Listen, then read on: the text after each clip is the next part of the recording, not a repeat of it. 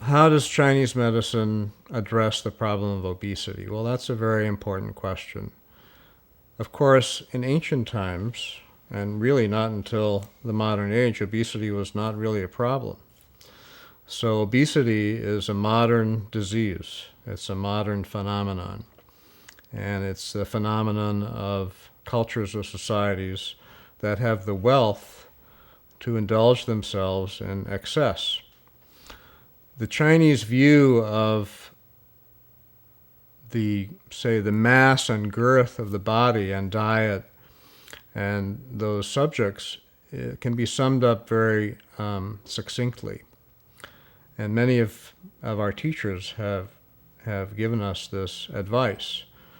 Never eat till you're more than 80% full. So never fill yourself up more than what you think is 80% of your capacity. I don't remember exactly, what it was probably maybe the 15th, 14th, 16th century in China. There was an entire school of medicine that developed around the idea of diseases produced by overindulgence. And this became known as the spleen and stomach school of medicine. The spleen and stomach in Chinese medicine represent what we would consider the digestive function or the digestive process of the body.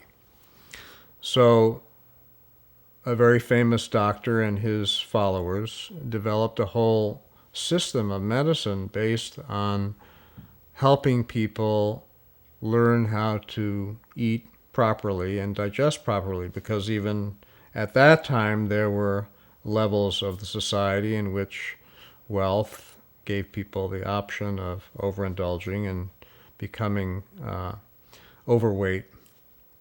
In Chinese medicine thinking, weight that's greater than what is natural for your body is considered to be the result of an accumulation of abnormal substances.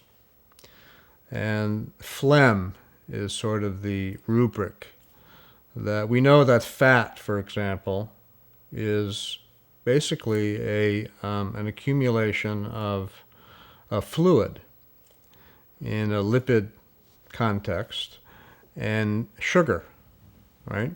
So it's a way of the body storing something up for a rainy day. It's a way of the body has of storing energy.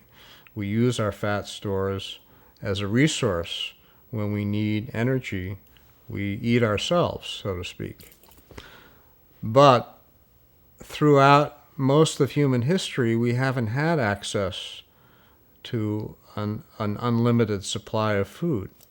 We've lived in a condition of feast and famine, so that when there is abundance, we store up fat.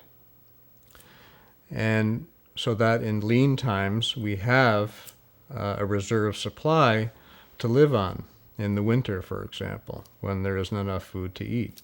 So human beings aren't that different from other animals who are at the mercy of the conditions in which they live. Agriculture gave humans the ability to store up food beyond what was being produced from season to season. And therein lies the opportunity now to eat more than you need. But the body, the sort of genomics of the body or the nature of the body has not changed in 100,000 years, having learned to live in conditions of scarcity. So if you eat more than you need to expend in a day of work, you're going to store it up. You're going to get fat. So Chinese medicine teaches that we have to sort of relearn what our place is in the natural world. And the mandate of Chinese medicine, of course, is to strive to be in harmony with the world. And that is not a simple thing to do. Obviously, the world is highly complex, and we are highly complex.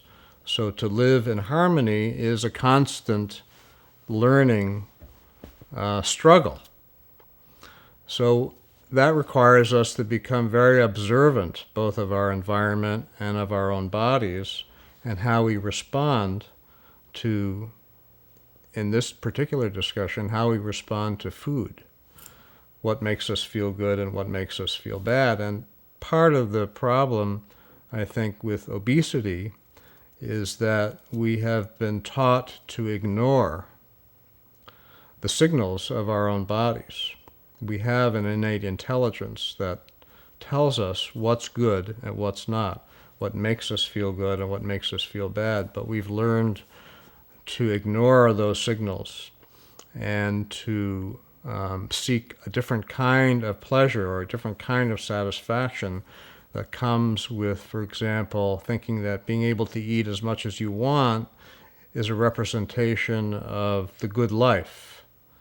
The fact that you have abundance, the fact that you're successful, the fact that you are a good person.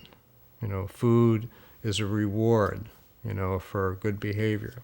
So it's a very complex matter, but Chinese medicine helps us to penetrate to the core of the problem, which is that our relationship with the environment is way out of balance. And we have to be able to look at that and understand that at the same time as we do treatments, whether it's acupuncture or change our diet or take herbs, to help the body relearn to function in a more efficient physiologically. We can't separate that from looking at ourselves in the context of our environment and trying to live more in harmony with it. Our book, Between Heaven and Earth, A Guide to Chinese Medicine, is an overall source of information about how we think about Chinese medicine, how we explain it, and how you can learn more about it.